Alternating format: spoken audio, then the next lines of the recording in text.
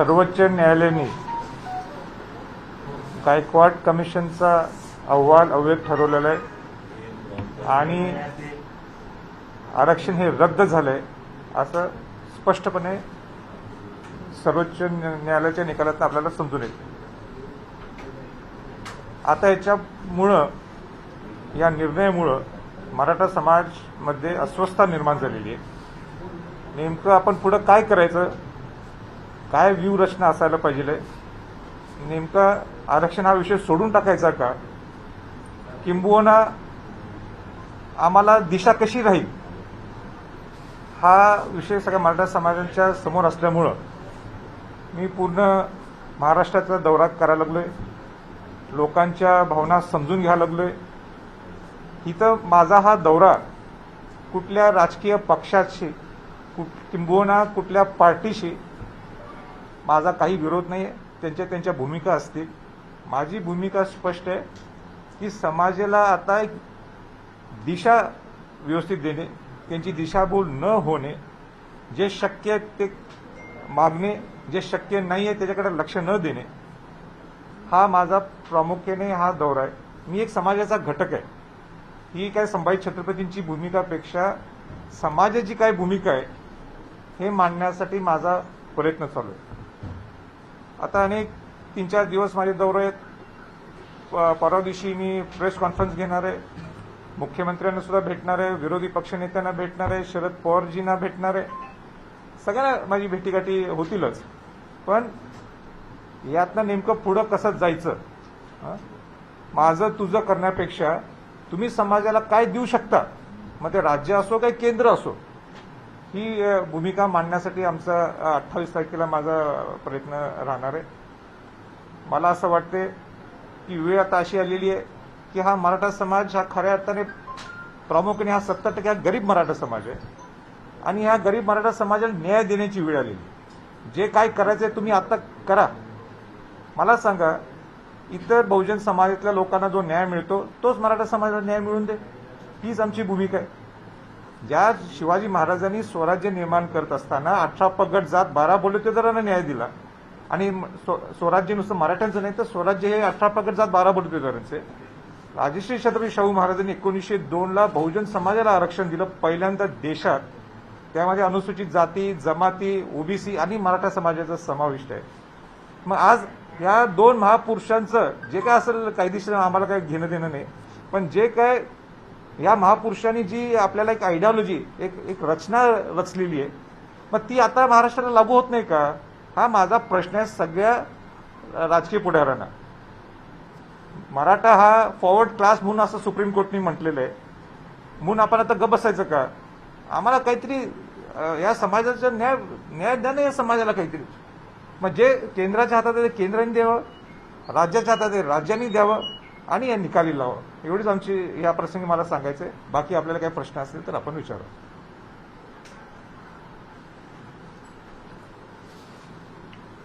तुम्ही आता 3 दिवस झाले राज्यातल्या वेगवेगळ्या भागामध्ये जाऊन आलात.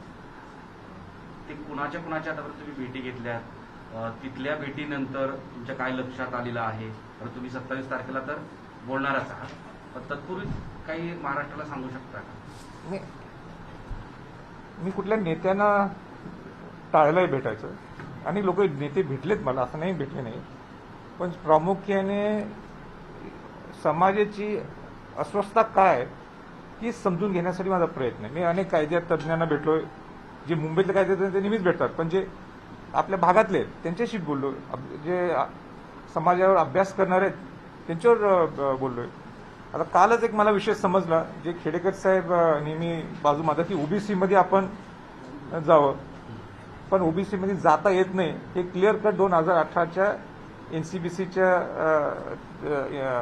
जे कमिशन जे उभा केलेलं आहे त्यातनं ते क्लिअर होते की त्याचे पुढचे नोटिफिकेशन सगळे वेगळे आहेत, पण आज तुम्हाला जाता येत नाही. म्हणजे हा सुद्धा विषय प्रश्नचिन्ह म्हणजे असे नवीन नवीन वेगळ्या वेगळ्या गोष्टी मला त्यातनं पाहायला मिळाल्या. लोकांची चर्चा करायला मला मिळालेलं आहे आणि एकंदरीत 28 तारखेला 27 नाही, आता मी एक दिवस पुढे ढकललंय. आता लोक एवढे भेटायला लागलेत, अनेक लोकांची इच्छा आहे म्हणून मी 27 ते 28 केलेले. जी ही सगळ्या आपल्या समाजातील लोकांनी जी भूमिका मांडलेली ते त्या दिवशी मी मांडण्याचा प्रयत्न करणार आणि समाज आंदोलनाची हाक देत आहे. आता रस्त्यावर उतरण्याची वेळ आली आहे. केंद्राचा राज्य सरकारचा निषेध करण्यासाठी पुन्हा रस्त्यावर उतरावं लागेल असं म्हणताय. तुमचं काय मत आहे? खरंच गरज आहे याची? नाही, माझं स्पष्ट मत आहे की रस्त्यावर आंदोलन करण्याची कारण काय असते की आपल्याला सरकार दरबारी हा विषय पोचवायचा असेल तर 58 मोर्चे आपण काढले, मग आपण हा विषय सरकारकडे पोचवला नाही का? सरकारला पोचवलं. सरकारला सगळ्या गोष्टी माहिती आहेत. ते काही कुठलंही सरकार असेल ते काही खोडं सरकार नाही ना, म्हणूनच ते सरकार झालेलं आहे. म्हणून परत एकदा लोकांना वेटीस धरणं मी ह्या मताचं नाही. मी शिवशाहूंचा वंशज आहे. सामान्य माणसांची काळजी करणं हे माझं कर्तव्य आहे. कोविडचा काळ आहे, लोक मरावेत का? पहिला जीव व्यवस्थित असला तर मग आपण कुठलाही लढा देऊ शकतो, आरक्षणाचा असो किंवा कसलाही लढा देऊ शकतो. म्हणून आंदोलन करावं काय न करावं हा नंतरचा प्रश्न आहे. वेळ प्रसंगी करावर सुद्धा लागणार. जर सरकार कुठलीच गोष्ट दखल घेत नसेल तर रस्त्यावर उतरावं लागेल. पण या मिनिटाला हा विषय न्यायप्रविष्ट असल्यामुळं आणि सरकारच्या हातात अनेक गोष्टी आहेत जे न्यायप्रविष्ट नाही पण जे सरकार करू शकते, म्हणून प्रथमतः जबाबदारी सामान्य माणसाला वेटीस धरण्यापेक्षा प्रथम जबाबदारी ही राज्यकर्त्यांची आहे. मग ते खासदारांची आहे, माझ्या सकट आमदारांची आहे. ती जबाबदारी तिथं जे मंत्री बसलेत त्यांची आहे, मुख्यमंत्र्यांची आहे, विरोधी पक्षनेत्यांची सुद्धा आहे. म्हणून समाजाला वेटीस धरू नका. समाजासाठी तुम्ही काय करू शकता, इतर बाकीच्या बहुजन समाजाच्या लोकांना कसं तुम्ही न्याय देताय.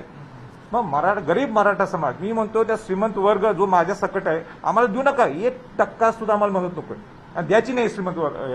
म्हणजे 30% गरीब मराठा समाज आहे. ह्याच्यासाठी काय करू शकता आपण? अपवादात्मक परिस्थिती निर्माण करू शकलो नाही ना, पण अपवादात्मक मदत कशी करणार हे आम्हाला सांगा. राजे 2016 मध्ये ज्यावेळेस मराठा समाजाच्या आंदोलनाला सुरुवात झाली होती ते सगळं आंदोलन राजकारण विरहित होतं. राजकीय पक्षाचे नेते जरी आले तर त्यांना सांगितलं जायचं की तुमचे राजकीय पायदान बाहेर ठेवा आणि मग आंदोलनामध्ये या. आता तुमच्या भूमिकेशी समान भूमिका आता भाजपने मांडली आणि चंद्रकांतदादा पाटील असं म्हणाले की आम्ही या आंदोलनामध्ये उतरणार आहोत. आता याला राजकीय वळण लागते असं वाटत नाही, तर त्यांना तुम्ही काय सुचवाल? नाही, मी काय कोणाला सुचवण्यासाठी मी काही एवढा मोठा नाही आहे. मी एक समाजाची बाजू नेहमी मांडतो. मी समाजाचा घटक आहे. ते काय मांडतात तो त्यांचा प्रश्न आहे. त्यांची भूमिकाला त्यांना तुम्ही विचारा. माझी भूमिका काय आहे की समाजाची बाजू प्रामाणिकपणाने सरकार दरबारी मांडायची. पण ही प्रामाणिकपणे हे आज नाही आहे, ही 2007 पासून हे सगळे लोक आता बोलत असतील की हे आपण करू ते करू.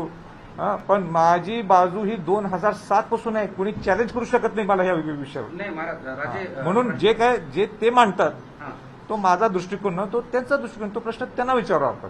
तुम्ही ज्या पद्धतीने प्रामाणिकपणे तुम्ही राज्याचं सरकार म्हणते की आरक्षणाचा अधिकार हे केंद्राकडे आहे. केंद्राचे सत्तेचे नेते म्हणतात की आरक्षणाचा मुद्दा हा राज्याकडे. तुम्हाला काय वाटतं की आरक्षणाचं कोणाची महत्वाची भूमिका आहे? ते 27-28 तारखेला मी त्याच्यावर बोलणार आहे की कोणीही काय जबाबदारी घ्यायला पाहिजे. मग आज तो विषय बोलण्यात काही पॉईंट राहणार नाही. राजे, एकच प्रश्न असा आहे की आत्ताच्या आंदोलनाला पूर्वीसारखं स्वरूप असावं किंवा तुम्ही असं का सांगाल की याला राजकारण याला लावू नका किंवा राजकारणाची याला कनेक्ट करू नका असं तुमचं म्हणणं आहे का? तसं आव्हान महाराष्ट्रातील नेत्यांना करताय का? माझं स्पष्ट मत आहे की समाजाला राजकीय अंग देऊ नका. समाज हा समाज आहे. आपल्या समाजाच्या भावना असतील, ज्या समाजाच्या भावना असतील तुम्ही वेगळ्या व्यवस्थित मांडा. सगळ्यांना अधिकार आहे, सगळ्या पुढाऱ्यांना अधिकार आहे. पण वेळ आता अशी आलेली आहे की राज्यकर्त्यांनी भूमिका मांडणं गरजेचं आहे. राज्यकर्त्यांनी ठरवणं गरजेचं आहे. मग सत्तेतील असं विरोधी पक्ष तुम्ही मराठा समाजासाठी काय करणार ह्याच्यावर बोला. कोण काय चुकले मला माहित आहेत ना. अशोकरावजी जेव्हा चुकले असेल मी सूचना दिल्यात त्यांना. उदाहरण की अनेक्शन्स ट्रान्सलेट करायचे होते. मी त्यांना सांगितलं की तुमच्या ह्या वर्ल्डिकच्या अगोदर जी केस चालू तुम्ही द्या. अहवाल दिला नाही त्यांनी. अनेक्शन्स ट्रान्सलेट झालीच नाहीत. तशा सूचना पूर्वी ज्यावेळी समिती होती त्या पूर्वीच्या सरकारात त्यावेळी मी सूचना दिलेल्या आहेत. म्हणून आता मी काय कोणाची चुका काढायसाठी मी आलो नाही. माझा विषय एवढाच आहे. आता आयरनी अशी निर्माण झालेली आहे किंवा परिस्थिती अशी निर्माण झाली आहे, तुम्ही समाजासाठी काय करताय करू शकताय हे सरकारने आणि विरोधी पक्षातल्या नेत्यांनी राजकारण सोडून आपले राजकीय भूमिका सोडून तुम्ही सांगा, हो आम्ही मराठा समाजाला ह्या गोष्टी करू शकतो, एवढंच आमचं म्हणणं आहे. तुम्हाला अशा अपेक्षा की भाजपने पण समोर येऊन म्हणजे त्यांचे प्रदेशाध्यक्ष असतील किंवा इतर कुठले नेते असतील, त्यांनी समोर येऊन सांगितलं पाहिजे का की आम्ही मराठा समाजाला केंद्राच्या माध्यमातून किंवा राज्याकडून आरक्षण देण्यासाठी हे करू. आता काय आहे, मी संभाजी छत्रपती आहे ना, मी जर चंद्रकांत दादा असलो असतो तर मी ते उत्तर दिलं असतं. नाही, तुमची अपेक्षा आहे म्हणतो मी. नाही, मी संभाजी छत्रपती आहे ना, मलाच विचारा काय करायचं तिथे मी भाष्य करतो. पण राजे- त्यांच्या मनात काय चाललंय आणि त्यांच्या हृदयात काय.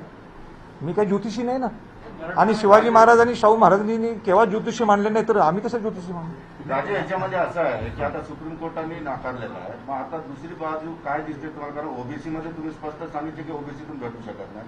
मग पर्याय काय, पुन्हा लढा उभा करणार, न्यायालयीन असेल किंवा दुसरा काय करू शकता? 28 तारीख पण आहे, पर्याय आहे तुमच्या समोर. बघूया ना, तेव्हा आरक्षण अभ्यास कसं भेटू शकते हे समाजात अभ्यास समोर. करायला लागलोय. त्यासाठीच दौरा आहे, त्यासाठीच दौरा आहे. हां, ईडब्ल्यूएस आरक्षण जे मराठा समाजाचा समावेश करण्यात आला होता, हो. तुम्ही मुख्यमंत्र्यांची भेट घेऊन ते आरक्षण रद्द करायला सांगितलं होतं. तर ते आरक्षण रद्द झाल्यामुळे नाही. 1 वर्षाच्या नाही कालावधीमध्ये नाही मराठा समाजाच्या मुलांचं नाही नुकसान झालं. नाही नाही तुमचं परत प्रश्न मांडणं चुकलाय तुमचा. मी आरक्षण ईडब्ल्यूएस आरक्षण रद्द केव्हा करा असं म्हटलं. मी ईडब्ल्यूएसला मी मतदान केलेलं आहे. मी केव्हा म्हटलं रद्द करा. मी काय म्हटलं होतं त्यावेळी, सरकारने जबाबदारी घ्यायला पाहिजे. जर एससीबीसीचं आपल्याला एससीबीसीला मराठा समाजाला त्या वर्गात टाकलेलं आहे, मग तुम्ही एससीबीसी सुद्धा घ्यायचं आणि ईडब्ल्यूएस सुद्धा घ्यायचं. ईडब्ल्यूएस म्हणजे काय की ज्यांना कुठलंही आरक्षण मिळत नाही ते ईडब्ल्यूएस आरक्षण घेतात. मग आपण ईडब्ल्यूएस घेतलं, मग एससीबीसीला कोर्टात धोका झाला तर काय विषय क्लॅश होईल ना. म्हणून मला त्यांना विनंती होती, ज्यांना ईडब्ल्यूएस द्यायचं तर द्या, पण त्यांना तुम्ही सरकारने त्याची गॅरंटी घ्यायला पाहिजे, जबाबदारी घ्यायला पाहिजे. तो माझा प्रश्न होता. आणि आज अशी परिस्थिती आहे, आता एससीबीसी राहिलंच नाहीये. आता प्रश्न झाला ईडब्ल्यूएस तुम्ही घेऊ शकता, पण माझं सरकारला हेच सांगणार आहे, मी 28 तारखेला सुद्धा हेच बोलणार आहे की ईडब्ल्यूएस सुद्धा जर तुम्हाला घ्यायचं असेल, जे त्यांनी जाचकट्टी लावल्यात त्या जाचकट्टी शिथिल करण्यासाठी राज्याचा अधिकार आहे.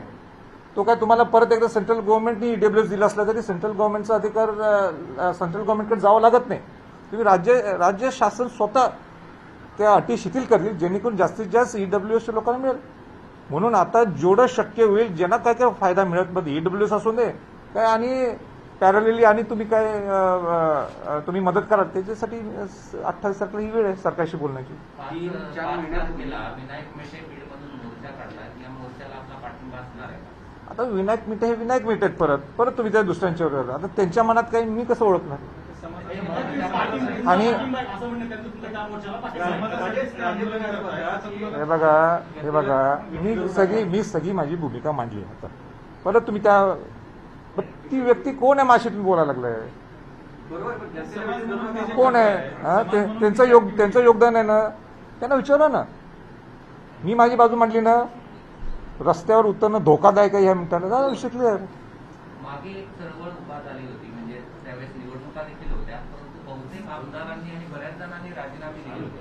आता राजकारणात मराठा आरक्षण एवढं संकटात आहे, मात्र असं काही दिसत नाहीये. मग ते राजकारण होतं का? आता कोणी राजीनामा दिले तो त्यांचा प्रश्न आहे ना, का दिले, कशासाठी दिले, माझा काही विषय नाही. नाही म्हणजे निवडणुकांसमोर काय झालं गेल्या वेळेस की सर्वच पक्षाचे नेते असे पुढे आले आणि मराठा कळवळ आहे म्हणून हे राजीनामे दिले. आता ते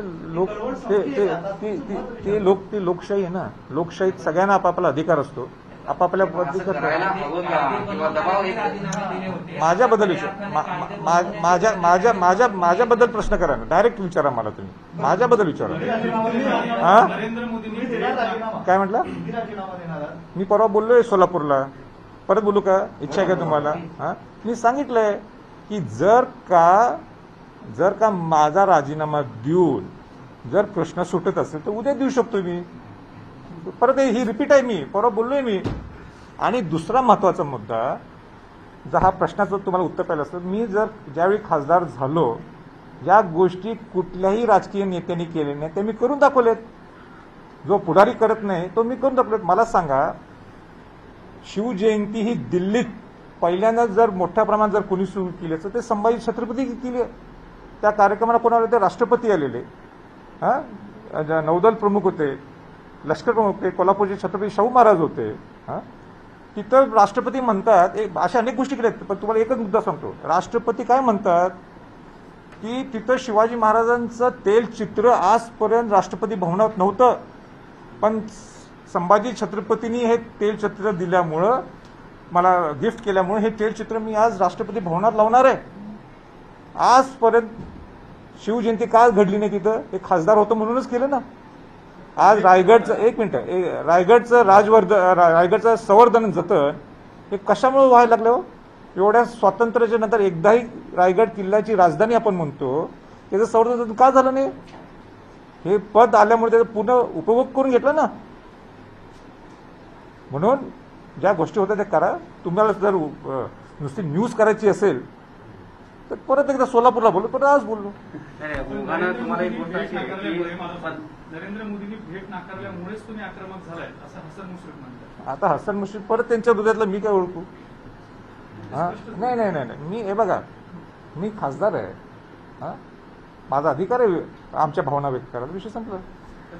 राजे आता ठीक आहे बा, ते तो त्यांचे काय, कोणाला कोण कसं बोलायचं काय बोलायचं त्यांचे प्रश्न आहे. माझा विषय राजे सगळ्यांची तुम्ही भेटी घेताय. कोण- कुठल्या वरिष्ठ मंत्र्यांसोबत किंवा कुठल्या नेत्यासोबत याच्याबाबत बोलणं झालंय कशाबद्दल? आरक्षणाबाबत कुठल्या मंत्र्यांचे बोलायचं? पंतप्रधान किंवा पंतप्रधानांच्या समकक्ष जे नाही, नाही. मांडायची गरज नाही वाटते. नाही नाही, कशाला बा? आता हा विषय आज नाही, अनेक गोष्टी चालू आहे, सगळ्यांना पाठ आहे. नाही, तुम्ही ज्या पद्धतीने आता गेल्या हा आठवडा सगळ्यांना भेटताय राज्यातल्या सगळ्यावर, तसंच पुन्हा एकदा पंतप्रधानांना भेटण्यासाठी विनंती केली आहे का? आता हे बघा, मी माझ्याकडनं त्यांना सांगितलेलं आहे, खासदार म्हणून मी माझ्या भावना व्यक्त करण्यासाठी इच्छा व्यक्त केली. आता तो विषय नल अँड वर्ड आहे, आता त्यावर काय बोलायचं? सारथीच्या संदर्भात तुम्ही 3-4 महिन्यापूर्वी आंदोलन केलं. सारथीचे प्रश्न सोडू, त्यावेळेस काहीतरी 100 कोटीच्या संदर्भात काहीतरी निधी देऊ वगैरे वगैरे असं आश्वासन राज्य सरकारनं दिलं होतं. परवा मेटे तिथे गेले, त्यांनाही तेच मुद्दा होता की सारथीला ज्या पद्धतीनं गती द्यायला पाहिजे होती ती दिली गेली नाही. अनेक विद्यार्थ्यांचे प्रश्न तसेच आहेत. तर तुमच्या भेटीनंतर सुद्धा हे सरकार हलत नाही अशी तुमची भूमिका आहे का, आणि त्याच्यावर तुमचं काय मत? तुमचा प्रश्न एकदम रास्त आहे, पण परत तुम्ही त्या माणसाचं नाव घेता. ते सोडून प्रश्न केला तर मला आनंद होईल ना. 3 महिन्यानंतर एक व्यक्ती पुन्हा तिथं जातो, जे तोही मराठा समाजाच्या. तुमचं आणि त्यांचं काही कनेक्शन आहे का?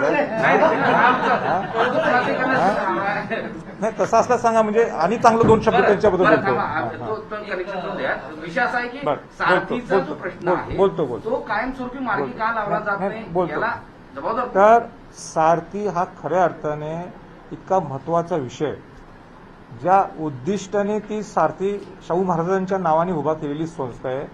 मी तर म्हणतो आरक्षण हा लढा ठीक आहे, पण आरक्षणाच्या पेक्षा 1% जास्त सुद्धा सारथी महत्वाची आहे, कारण का त्यातनं तुम्ही खरा युवक तयार करणार आहे. अनेक ज्या गोष्टी कायद्याच्या माध्यमातून करता येत नाही ते सारथीच्या माध्यमातून करता येत. जसं बार्टी आहे, म्हणून तिथं नुसतं 100 कोटी रुपये देणं किंवा ती जागा देणं हा विषय साध्य होत नाहीये. तुम्हाला तिथं 1000 कोटी अधिक तुम्हाला तिथं पैसे द्यावे लागतील. आणि सारथी ही संस्था खऱ्या अर्थाने ह्याच्या पुढे मराठा समाजाला जर एक खरा अँगल द्यायचा असेल, एक बहुजन समाजाला खरा अँगल द्यायचा असेल, तर सारथी जिवंत राहायला पाहिजे. सारथीची स्वायत्ता ही जिवंत राहायला पाहिजे. आज सुद्धा त्याची स्वायत्ता मोडून काढलेली आहे. तिथं जे अधिकारी वर्ग बसलेले आहेत ते हुशार आहेत. माझी चीफ सेक्रेटरी होते किंवा माझी IAS अधिकारी आहेत, पण त्यांना समाजाची भावना काय समजणार आहे? खालच्या तळातले तिथला समाजाचा घटक किती जण आहेत? स्वायत्त म्हणजे समाजाचे सुद्धा लोक त्यात पाहिजे ना, एक सुद्धा नाही. आता तुम्ही परत प्रश्न काय करणार? संभाजीने तुम्हाला अध्यक्ष केलं तर काय होईल? तुम्ही काय बोलालच, म्हणून ते अगोदर सांगतो माझा इंटरेस्ट नाहीये. हा, नाही थांबा, माझा इंटरेस्ट नाहीये.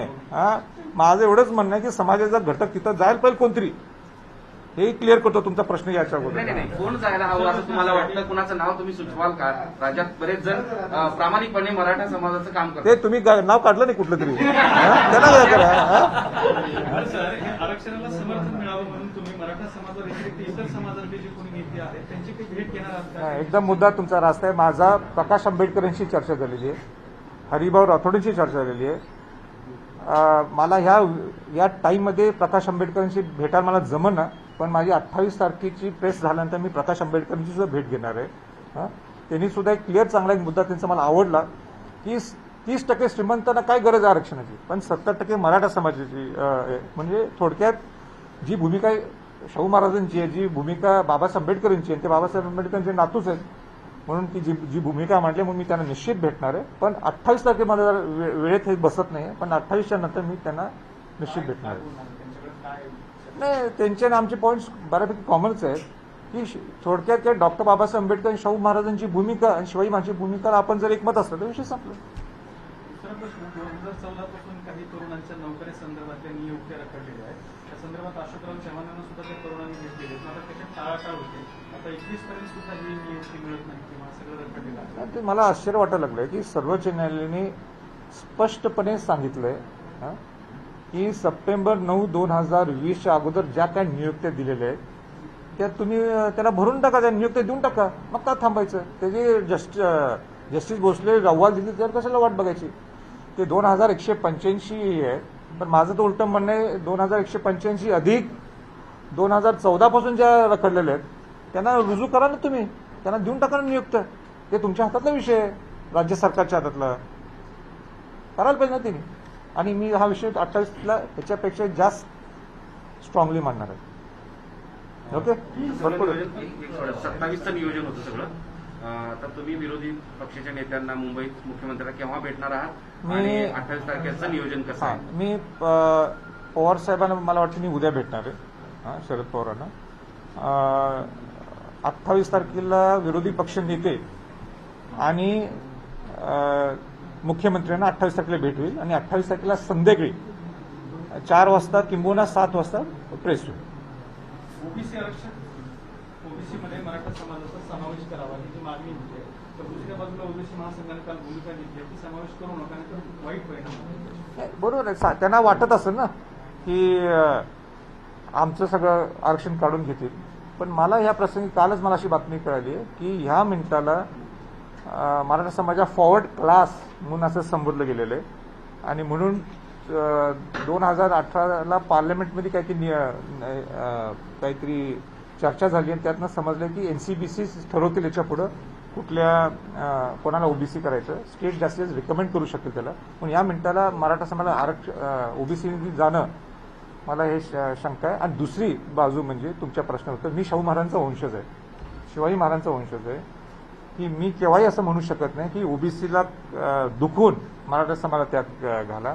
कारण का ठीक आहे अन्याय झालाय मराठा समाजावर, पण याचा अर्थ नाही की एका जी बहुजन समाजाचे जी लोक आहेत अनुसूचित जाती जमाती ओबीसी यांना दुखून आपण काहीतरी आरक्षण मागावं. तुमची आणि रावसाहेब दानवेंची भेट झाली आता रामा हॉटेलमध्ये, काय चर्चा झाली? नाही भेट म्हणजे ते सुद्धा त्या ठिकाणी राहायला होते, मी सुद्धा तिथं होतो. आणि मग गप्पा गोष्टी म्हणजे तुम्हाला माहिती आहे दादा सगळ्या नाही चांगली म्हणजे गंमत जम्मत आमची झाली सगळी. तुम्ही राजीनामा देऊ ही केलेली घोषणा आणि आरक्षण ह्या दोन गोष्टीवरती काही चर्चा? आमची काहीच राजकीय चर्चा झाली नाही. तुम्हाला मी सांगितलं दादांचा स्वभाव तुम्हाला माहित आहे की आता आलोय दोघं एका हॉटेलच राहिलोय, शेवटी मनुष्यच आहे ना आम्ही दोघं. मी शेवटी भेटणारच. मला म्हटले दादा म्हटले की राजे तुम्ही इथं इथं हॉटेलला आलंय की 2 मिनिटं भेटू शकतो. तर 2 मिनिटाच्या ठिकाणी 10 मिनिटं झाली म्हणून लेट झालं इथं यायला. पण ते आम्ही कन्याकुमारीला सुद्धा गेलो आणि दिल्लीला सुद्धा गेलो चर्चा करत.